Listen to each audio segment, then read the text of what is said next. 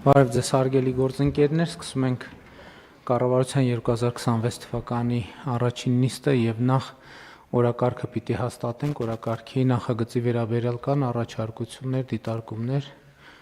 չկան, ըստ այդմ օրակարգի նախագիծն է դրվում քվեարկության, ովքեր են կողմ դրա հաստատմանը, դեմ չունենք, օրակարգը հաստատված է, քննարկում ենք չզեկուցվող հարցերի փաթեթը, փաթեթի վերաբերյալ կան առաջարկություններ, դիտարկումներ չկան, քվեարկության է դրվում չզեկուցվող հարցերի փաթեթը, ովքեր են կողմ դրա ընդունմանը, դեմ չունենք, չզեկուցվող հարցերի փաթեթը ընդունված է, այժմ քննարկում ենք զեկուցվող հարցերը, առաջին հարցի զեկուցողը ես եմ եւ հարցը Հայաստանի տնտեսական եւ ինստիտուցիոնալ վերափոխման դոկտրինը հաստատելու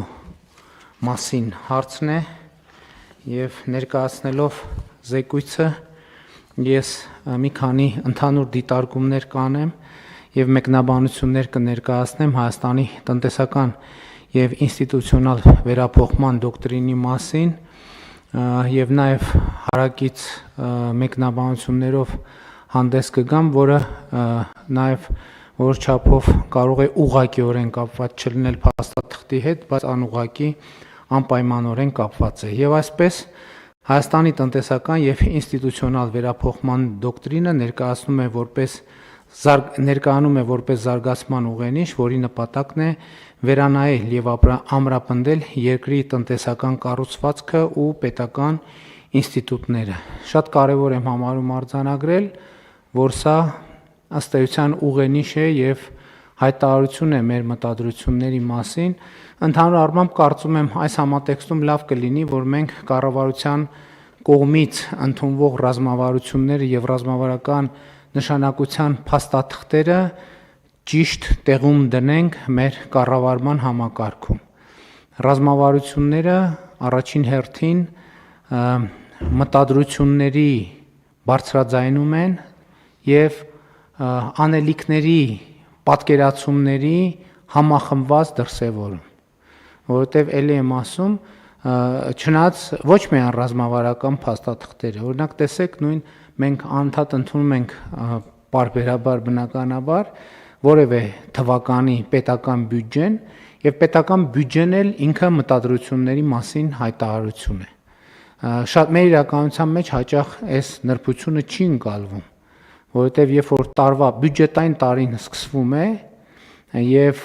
ոմանց թվում է թե եթե մենք բյուջետային տարվա համար պլանավորել ենք, որ ենթադրենք այսքան տրիլիոն ծախս պիտի անենք, ուրեմն կառավարությունում կա մի սենյակ, որտեղ այդքան տրիլիոն ծախսը գումարը դրած է եւ մենք ամեն շաբաթ կամ ամեն օր գնում հաշվում ենք բանով կանխիկ կամ անկանխիկ բաշխում ենք եւ այդպես է գնում։ Ոչ դրա մասին չի։ Հունվարի 1-ի տվյալ թվականի բյուջեի հավաքագրումը սկսվում է տվյալ տարին սկսելու առաջին վայրկյաններից։ Այլ բան, որ քանի որ մենք նախորդող տարվա բյուջե ենք ունենում եւ այդ բյուջեում երբ որ լավ է լինում գործերը լինում են մնացորդներ կամ միշտ չի, որ դա լավ գործի արտահայտություն է, որովհետև երբեմն մենք դա լավ չենք գնահատում, որովհետև այդ նշանակում է ծախսային մասը այդքան էլ լավ չենք արել։ Բայց ամեն դեպքում, այսինքն այդ շարունակականությունը ապահովում է, բայց մեկ է տվյալ տարվա բյուջեն սկսվում է, երբ որ նոր տարվա այն զանգերը սկսում են խփել, որ շամպայն նվաճակ բարձրացնում են, այդ բյուջեն այդ պայից սկսվում է, այդ պայն բյուջեում այդ տարվա հավաքագրումը 0 է։ Այդ պայից ամեն ՀԴՄ, ամեն գործար գեներացվում է, հաշվետու շրջանը, որը մինչև հաջորդ ամսվա 20-ն է, տնտեսվարողները ներկայացնում են հաշվետվությունը եւ բյուջեն հավաքագրվում է, եւ քանի որ դոկտրինի հետ ուղիղ կապ չունի, բայց այնուամենայնիվ արձանագրեմ, որ 2025 թվականի պետական բյուջեի պլանը այն թիվը, որը ընդունվել է ազգային ժողովում 2024 թվականի դեկտեմբերին բյուջեի եկամուտները մենք 100.2%-ով կատարել ենք, այսինքն որոշակիորեն գերակատարել ենք, տարվա ընթացքում մենք մեր ամբիցիաները բարձրացրել ենք, մեր պլանավորումը, այսինքն ճշտել ենք պլանը եւ բյուջեի եկամուտների մեր կանխատեսումը ավելացրել ենք, այդ կանխատեսումից մի քիչ պակաս ենք հավաքել, բայց ի սկզբանե պլանավորածից հավաքել ենք ավել, այսինքն բյուջեն գերակատարվել է այս տրամաբանությամբ։ Հիմա վերադառնալով դոկտրինին եւ վերադառնալով ուղենիշին, ինչի մասին է այս փաստաթուղթը։ Այս փաստաթուղթը նրա մասին է, թե մենք հիմա որտեղ ենք գտնվում եւ դեպի ուր ենք ուզում շարժվել, բայց սա բավարար չի, որովհետեւ A կետից B կետը կարելի է շարժվել մի քանի ճանապարհներով։ Ենթադրենք, էլի որպեսզի նաեւ հանրությանը հասկանալի լինի, ասենք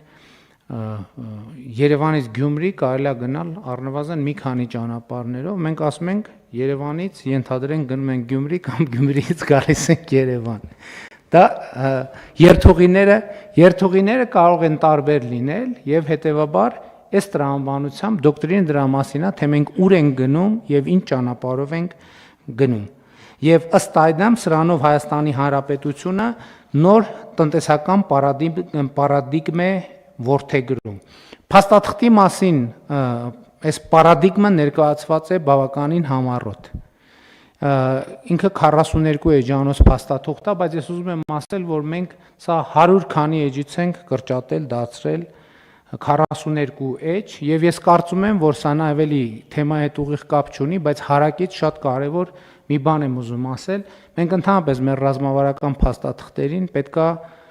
բավարար լրջությամբ վերաբերվենք այն առումով, որ իրանք պետքա լինեն մաքսիմալ համառոտ։ Որովհետև պետական պաշտոնյա եւ ընդհանրապես մարդու ժամանակը ամենաթանկարժեք ռեսուրսն է։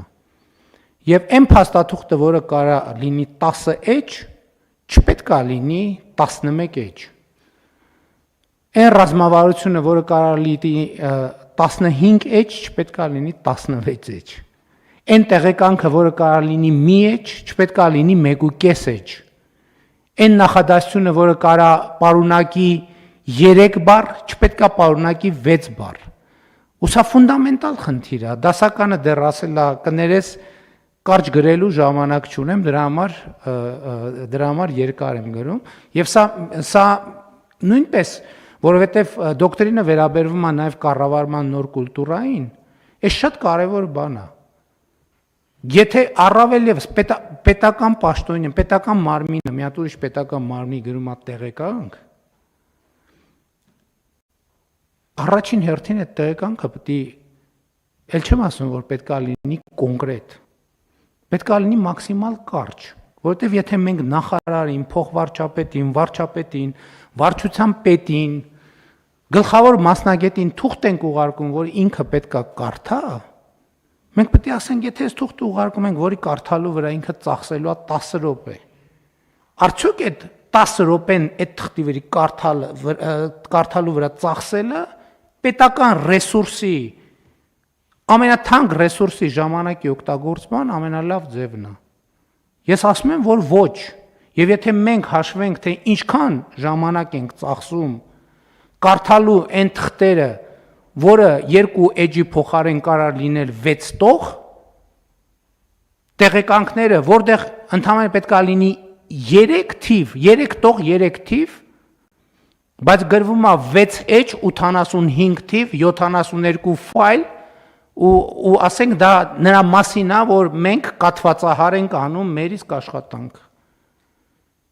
Իհարկե մենք փորձում ենք հիմա այդ ստանդարտն էլ բան անել, բայց միշտ չի, ես չեմ ասում, կարող է լինի տենց տեղեկանք, որը նույնքան արժեքավոր է, ինչքան Լև Տոլստոյի Պատերազմ եւ խաղաղություն վեպը, ես չեմ բացառում այդպիսի հանգամանք, թող լինի,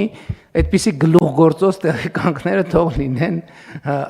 նույնքան արժեքավոր, բայց ես խնդրում եմ, եկեք էս էլ բան անենք։ Եվ դրա համար ես ինչի համար եմ ասում, 42 էջը ինքը կարար իրականում երևի ավելի կարճ լիներ, բայց դա մի ճանապարհ է, որով մենք պետք է անցնենք, բայց ինքը ընթերցանության նյութ որպես այդպեսին կարող է լինի։ Հիմա ինչով է պայմանավորված վերանայման եւ նոր տնտեսական պարադիգմ որդեգրելու անհրաժեշտությունը։ Սրա համար կա մի քանի կարևոր պատճառ։ Առաջին պատճառը 2018 թվականից ի վեր ըստ էության հեղափոխությունից հետո Հայաստանի տնտեսությունը աճել է ավելի քան 50%-ով։ Այսինքն ճշգրտված տվյալները կլինեն այս տարվա վիճակագրության, մենք վստահ ենք, որ թիվը կլինի 50-ից ավել, իսկ թե կոնկրետ ինչքան, դա արդեն ցույց կտա ժամանակը եւ վիճակագրությունը։ Մեկ շնչին ընկնող հնան ավելի քան կրկնապատկվել է 2018 թվականի հեղափոխությունից հետո կամ 2018 թվականից հետո։ Եվ եթե 2017 թվականին Հայաստանի մեկ շնչին ընկնող հնան 3872 դոլար էր, 2025-ի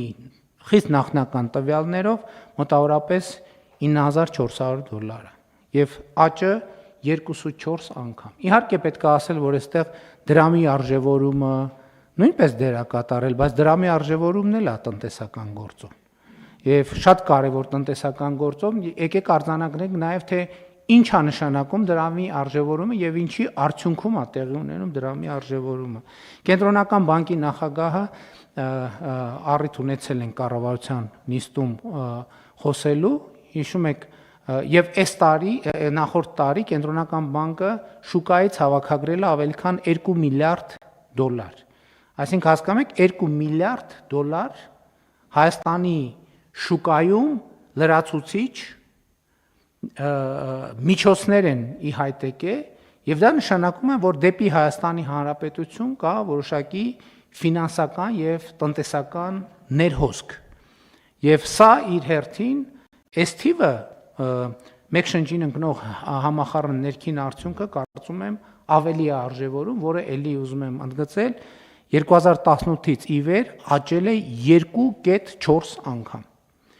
Այս ամեն ինչը նշանակում է, որ մենք հիմա ունենք բոլորովին ուրիշ տնտեսություն եւ բոլորովին ուրիշ երկիր, քան ունեինք 2018 թվականին։ Եվ սա կարևոր է արձանագրել, բայց ես ուզում եմ ասել, որ մենք պետք է հստակ գծագրենք, թե այս ամեն ինչում որտեղ է կառավարության դերը եւ որտեղ է այլ գործող անձանց դերը։ Կառավարության դերը իմ կարծիքով այն է, որ մենք վերացրել ենք 2018 թվականից տնտեսական գործունեության բոլոր հնարավոր սահմանափակումները։ Վերացրել ենք մենաշնորհները, վերացրել ենք արգելքներն ու արգելակները եւ ահա սա է հիմնական պատճառը, որ 2018 թվականից ի վեր ի հեճուկս բոլոր քաղաքական, տարածաշրջանային, աշխարհաքաղաքական վայրիվերումներին Հայաստանի Հանրապետությունը ոչ միայն պահպանել է մակրոտնտեսական կայունությունը, այլև ապահովել է համախառն մեկ շնչին ընկնող համախառն ներքին արդյունքի ավելի քան 2 անգամ, այսինքն 2.4 անգամ աճ, 50% տնտեսական աճ, եւ այս ամեն ինչը ուզում եմ հիշեցնել COVID-ի գլոբալ եւ բնականաբար նաեւ հայաստանյան ռեցեսիայի պայմաններում։ Եվ ուզում եմ ընդգծել, որ սրանում առաջին հերթին մենք պետք է գնահատենք Հայաստանում աշխատող, արդյունք ստեղծող մարդկանց եւ օրենքով սահմանված հարկերը վճարող մարդկանց, որովհետեւ սա չի կարող լինել եւ չէ կառավարության ձեռքբերումը, սա կառավարության եւ քաղաքացիների համագործակցության ձեռքբերում է։ Այսինքն մենք ստեղծել ենք, մենք մարդկանց ասել ենք, չկա տնտեսական գործունեության որևէ սահմանափակում եւ այդ բանաձևը տվել է իր կոնկրետ արդյունքները, որոնք արտահայտվել են առաջին հերթին տնտեսության, բայց պիտի հիմա այս հաջորդիվ կանդրադառնամ նաեւ քաղաքականության մեջ։ Ըստ էության մենք այս ամենով արձանագրում ենք, որ Հայաստանի Հանրապետությունում ոչ միայն քաղաքական համակարգն է ժողովրդավար, այլև տնտեսական համակարգն է ժողովրդավար եւ պիտի նաեւ ընդգծեմ, որ սա նշանակում է գործնականում, որ կառավարությունը չի միջամտել այնտեղ, որտեղ չպետք է միջամտեր եւ մյուս կողմից կառավարությունը միջամտել է այնտեղ, որտեղ պետք է միջամտեր։ Ընդ որում չմիջամտելու դեպքերներ են լայնորեն հայտնի, միջամտելու դեպքերներ են լայնորեն հայտնի։ Այդ միջամտելու ամենահայտնի օրինակները կարող ենք բերել, Զանգեզուրի պղնձամոլիբդենային կոմբինատի օրինակը կարող ենք բերել, Հայաստանի էլեկտրական ցանցերի օրինակը կարող ենք վերել, եւ ես ուզում եմ կրկին ընդգծել, կառավարությունը չի միջամտել միջև այն եզրը, միջև որտեղ, որից հետո արդեն միջամտելը պարզապես կլիներ անգործություն եւ անպատասխանատվություն։ Հետևաբար այս ամեն ինչով մենք պետք է արձանագրենք, որ տնտեսական այս ցուցանիշները լրացուցիչ կերպով տնտեսական դիտանկյունից հիմնավորում են Հայաստանի Հանրապետության ժողովրդավարական երկիր լինելը, բայց մենք պետք է արձանագրենք նաև, թե ինչ է սա նշանակում քաղաքական առումով, տնտեսական առումով եւ սոցիալական առումով։ Իմ արձանագրումն այն է, որ այս բոլոր գործընթացների հիմքում ընկած է այն, եւ միևնույն ժամանակ այս բոլոր գործընթացների արդյունքը այն է, որ մարդը օբյեկտից վեր է ածվել սուբյեկտի։ Ինչ է սա նշանակում։ Սա նշանակում է, որ մարդը քաղաքացին ոչ թե ինչ որ ուրիշի պետք է սպասի, որ այդ ինչ որ ուրիշը ինչ որ բան անի, իսկ ինքը պետք է նայի այդ ինչ որ բան անողի ձեռքին կամ սպասի նրա կմահաճույքին, այլ առաջին հերթին ինքը պետք է անի այն գործողությունը կամ գործողությունները, որոնք անհրաժեշտ են իր ազատությունը, բարեկեցությունը, անվտանգությունն ու երջանկությունը ապահովելու համար։ Այսինքն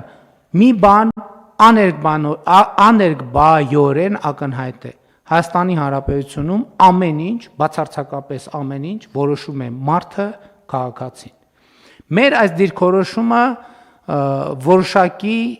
քննադատության է ենթարկվում պարբերաբար։ Ինչու՞, որովհետև ասում են, որ այս կառավարությունը պատասխանատվությունը դնում է մարդու ուսերին, փորձելով իր վրայից, այսինքն կառավարության եւ իշխանության վրայից պատասխանատվությունը տեղափոխել մարդու եւ անհատի վրա, մարդու եւ անհատի ուսերին դնել։ Այս նախադասությունը ոչ միայն մեղադրանքն է ձևակերպում, բայց նաեւ տալիս է հարցի պատասխանը, որովհետև ասվում է կառավարությունը փորձում է պատասխանատվությունը իր ուսերից տեղափոխել դեպի մարդու շարքային քաղաքացու ուսեր, պայմանական ասած։ Այստեղ նրբությունն է, որ անհատի մարդու ամենամեծ անելիքը քաղաքական, հենց քաղաքական իշխանություն ձևավորելն է, հենց կառավարություն ձևավորելն է։ Այսինքն, այսպես թե այնպես կառավարության ձևավորման պատասխանատվությունը էլի մարդու վրա է։ Այսինքն երկրում խորհրդան ընտրում է քաղաքացին, ավագանի ընտրում է քաղաքացին, հետևաբար երբեմն ուղիղ, երբեմն անուղղակի, որովհետև մեր ընտրական համակարգը այդ հնարավորությունն էլ է տալիս, նույն համայնքում էլ խորհրդարանական ընտրություններում էլ, եթե քաղաքական ուժը հավաքում է 50+1%, քաղաքական ուժի առաջին համարը եւ համայնքում եւ հանրապետական մասշտաբով համապատասխանաբար համարվում է ընտրված համայնքի ղեկավար կամ վարչապետ։ Այսինքն ուզում եմ ասել, որ այս խոսույթը, որ կառավարությունը, երբ որ մենք անհատի բացառիկ դերակատարումն ենք շեշտադրում եւ մեզ մեղադրում ենք, թե կառավարության պատասխանատվությունը դնում ենք մարդու ուսերին, այս բանը, այս խոսույթը որոշակի հակասություն է պարունակում, որովհետև հենց կառավարության եւ իշխանության մնացած բոլոր օղակներում որոշիչ դերը պատկանում է Հայաստանի Հանրապետության քաղաքացուն, այսինքն անհատ մարդուն, եւ հետեւաբար հենց իբնե պատասխանատվությունը մարդու վրա է։ Բայց միայն դրանով չի, միայն ընտրություններով քվեարկելով չի։ Այդ թվում երկրի զարգացման տեսլականը ընտրելուց։ Ընդ որում ես ուզում եմ ասել, որ այդ ընտրությունը պարտադիր չի, որ քվեարկությամբ տեղի ունենա, որովհետև երբեմն ընտրությունը եւ գուցե ավելի հաճախ ընտրությունը տեղի է ունենում ոչ ընտրական ճանապարհով, ուղղակի հանրային վերաբերմունքի ձևավորմամբ։ Մենք անցել ենք process-ներով, որտեղ ես առնվազն մի քանի անգամ ասել եմ եւ ես դա շարունակում եմ պնդել, որ Հայաստանի Հանրապետության քաղաքացին, որ պահին ուզենա, կարող է հեղափոխություն անել։ Ինչու՞, որովհետև մենք իրար հետ քաղաքացիներով 2018 թվականին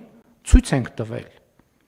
որ եթե քաղաքացին ուզենա հեղափոխություն անել, չկա ուղղակի պարզապես այդպիսի ուժ,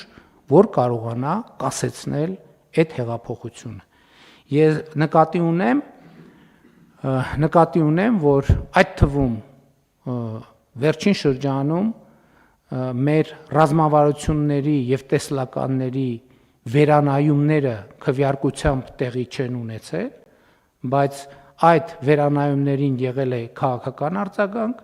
հնչել են այդ թվում հեղափոխության կոչեր, ես ինքս հեղափոխության այդ կոչերին միացել եմ, անկեղծ եւ ուղիղ ասելով, որ մենք այո, մեր պատկերացումները վերանայում ենք այսպես, այս պատճառով, եւ մենք դա անելու ենք, քանի դեռ այդ լիազորությունը ունենք, եւ եթե Հայաստանի Հանրապետության քաղաքացիները համաձայն չեն դրա հետ, ուրեմն պետք է իրանք իրենց անհամաձայնությունը ցույց տան եւ նաեւ անուղղակի ճանապարհով քաղաքացին, անհատ քաղաքացին ունեցել է եւ ունի վճռորոշ դեր մեր ռազմավարությունների որոշման, քաղաքական որոշումների կայացման եւ իրագործման գործում։ Բայց այս ամեն ինչը ինչի համար եմ ասում, ամենևին ոչ քաղաքական խոսույթ զարգացնելու, այլ բոլորովին այլ տրամաբանությամբ։ Իսկ տրամաբանությունն այն է, որ եթե քաղաքացին վճռական դեր ունի կառավարություն ձևավորելու, ըստ էության երկրի զարգացման ուղղությունները որոշելու գործում, քաղաքացին պետք է եւ ակնհայտորեն ունի դեր, վճռական եւ առանցքային դեր իր անձնական կարիքները, իր անձնական բարեկեցությունը ապահովելու գործում, որը մեր համոզմամբ եւ կարծիքով եւ ակնհայտորեն պետքա տեղի ունենա աշխատանքի միջոցով։ Եվ որպեսզի բոլոր հանրային, անհատական, քաղաքական գործառույթները մարդը քաղաքացին կարողանա պատշաճ ձևով իրականացնել,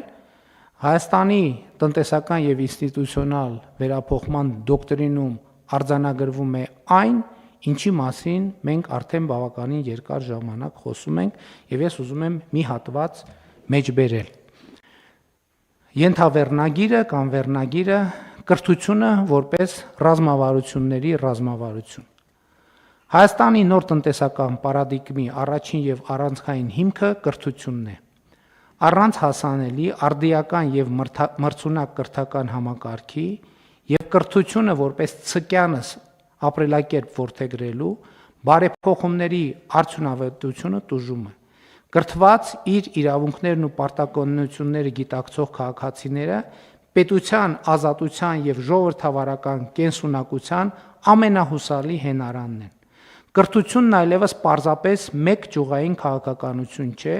այլ դոկտրինի առանցքը, որը կանխորոշում է տնտեսական զարգացման ծավալն ու բովանդակությունը, պետական կառավարման արդյունավետությունն ու ճկունությունը, ազգային ինքնության ամրությունը եւ պետականության հարատեվության օրակարգի հաջողությունը։ Եվ հաջորդ մեջբերումը դոկտրինի նպատակը Հայաստանի տնտեսական եւ ինստիտուցիոնալ զարգացման նոր տրամաբանության հաստատումն է, տնտեսությունը դիրքավորելով որպես ինքնիշխանության, անվտանգության եւ երկարաժամկետ կայունության հիմք, որի առանցքում կանգնած է կրթված, այսպիսով ազատ, կարող եւ ստեղծարար քաղաքացին։ Սա շատ կարևոր արձանագրում է այն տրամաբանությամբ, որ ես ուզում եմ մեր ուշադրությունը հրավիրել, որ երբ որ մենք քաղաքացի ենք ասում, մենք քաղաքացի ասելով նկատի ունենք բնականաբար այդ թվում պաշտոնյաներին, ներառյալ այս դահլիճում գտնվող պաշտոնյաներին։ Եվ ինչպես մենք վերջին շրջանի մեր որոշումներում արձանագրել ենք, երբ որ մենք ասում ենք կրթությունը ցկյանս գործընթաց է եւ առանց սեփական կրթական մակարդակը բարձրացնելու հաջողություն չի կարող լինել, դա վերաբերվում է նաեւ մեզ, բոլոր պետական պաշտոնյաներին եւ մենք մեր որոշումներով նաեւ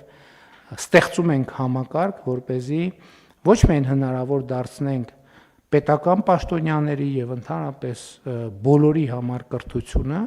այլև որոշակի կառուցակարգեր սահմանենք, որում պետական պաշտոնյայի գործունեությունը կարողանանք գնահատել նաև այդ տեսակետից, ինչքանով է ինքը զբաղվում իր կրթությամբ եւ ինչքանով է որդեգրում կրթությունը որպես ցկյանս գործունեություն եւ ապրելակերպ։ Այս իմաստով ես ուզում եմ մեկ դիտարկում անել կապված մեր վերջին շրջանի քննարկումների հետ, որովհետև մենք արդեն բավականին երկար անընդհատ քննարկում ենք եւ կայացնում ենք որոշումներ, որը վերաբերվում է ռազմավարությունների աստիճանակարգությանը։ Եվ մենք նաեւ վերջին շրջանում ռազմավարությունների հետ կապված որոշում ենք կայացրել, որ մենք 6 ռազմավարություն ենք ունենալու, եւ ես կարծում եմ, որ այս համատեքստում մենք այդ որոշումը պետք է լրացնենք նրանով, որ ինչ որ ձևով մեր 6 ռազմավարությունների կենտրոնում պետք է լինի կրթության ռազմավարությունը, որպեսզի այս դոկտրինի եւ այս տրամաբանության հետագա կիրարկումը այդպիսով տեղի ունենա, այսինքն կրթության ռազմավարությունը պետք է ռազմավարությունների աստիճանակարգության մեջ ունենա առաջնային եւ կենտրոնական դիրք, եւ սա նույնպես մի արձանագրում է, որը նոր է մեզանում, բայց կարծում եմ ամբողջությամբ բխում է այն ռազմավարությունների տրամաբանությունից, որով մենք մինչև այս դե ֆակտո եւ ինտուիտիվ առաջնորդվել ենք, այս բայց սկսած արդեն նաեւ դե յուրե հաստատված որոշման պետք է առաջնորդվենք։ Հաջորդ նրբությունը ըստ էության առաջին անգամ Հայաստանը նպատակաուղղված ձևավորում է տնտեսություն ելնելով տարածաշրջանային կայուն խաղաղության պայմաններից։ Խաղաղության օրակարգը արմատապես փոխում է տնտեսության կառուցվածքը, մրցակցային միջավայրը, լոգիստիկան եւ արտահանման շուկաների հասանելիությունը, ստեղծելով զարգացման բոլորովին նոր հնարավորություններ։ Այսինքն մեր Հայաստանի տնտեսական եւ ինստիտուցիոնալ վերափոխման դոկտրինը նաեւ պայմանավորված է տարածաշրջանային եւ արտաքին քաղաքական այն նոր միջավայրով, որը ձևավորվում է Հայաստանի Հանրապետության շուրջ եւ խաղաղության բանաձևը, խաղաղության պայմաններում տնտեսությունը նույնպես որոշակիորեն պետք է վերափոխվի, դիրքավորվի, ինչը հենց այս օրերին մեր աչքի առաջ տեղի է ունենում եւ իհարկե հաստատված խաղաղությունը եւ հաստատված խաղաղության ինստիտուցիոնալացումը մեր առաջնահերթությունների շարքում է, որը անխուսափելիորեն իր արտահայտությունը պետք է ունենա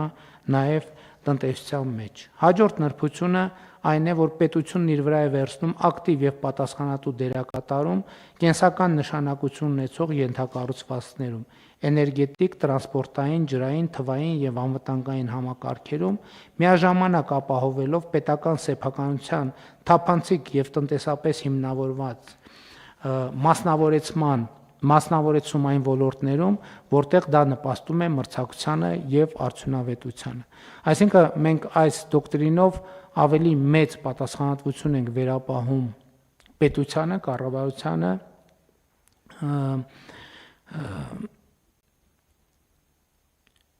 ստրատեգիական նշանակության կամ կրիտիկական ենթակառուցվածքների կառավարման գործում միևնույն ժամանակ չբացառելով, որ այնտեղ, որտեղ որոշակի պայմաններում նաև մասնավորի ներգրավման, մասնավորեցման, մասնավոր կառավարման հանձնելու բանաձևերը կարող են աշխատել, մենք մեզ չենք սահմանափակում նաև այդ տրամաբանությամբ։ Բայց նոր պայմաններում տնտեսության համար կարևորագույն գործոններից մեկը արհեստական բանականությունը եւ թվային տեխնոլոգիաներն են, որոնք այս համատեքստում մենք պետք է դիտարկենք ոչ թե որպես առանձին ոլորտ, այլ որպես նոր տնտեսական, սոցիալական եւ հանրային իրողություն։ Այսինքն արհեստական բանականությունն էլ ոչ թե ինքը առանձին վերցրած ոլորտ է, այլ մի ոլորտ է, որը բացարձակապես ազդում է ամեն ինչի վրա։ Ինչպես կրթությունը, որը մենք այլևս չենք նայում որպես առանձին ոլորտ, արհեստական բանականությունն էլ առանց անկախ դրանից մենք կնայենք թե չենք նայի,